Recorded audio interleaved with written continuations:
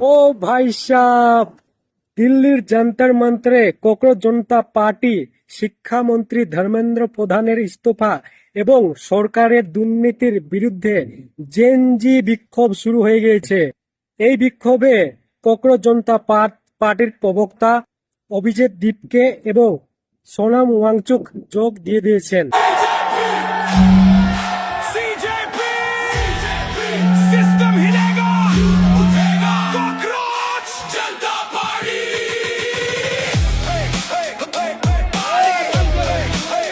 আর জানেন তো, শান্ত পরিবেশকে অশান্ত করতে কিছু অন্ধভক্ত আসবেই, কিন্তু এরা অশান্ত করবে কি? এদেরকে পুলিশ ঘাড় ধরে গ্রেপ্তার করে নিয়ে যায়। सुअर सबसे आप सुअर किसको कह रही है? कौन यहाँ सुअर है? कौन सुअर है यहाँ पे? कौन सुअर है यहाँ पे? जो इस देश को नेपाल और बांग्लादेश देश को तोड़ने की बात कर रहे हैं, ऐसे लोग जनता पार्टी ये देखा आपने लाइव तस्वीरें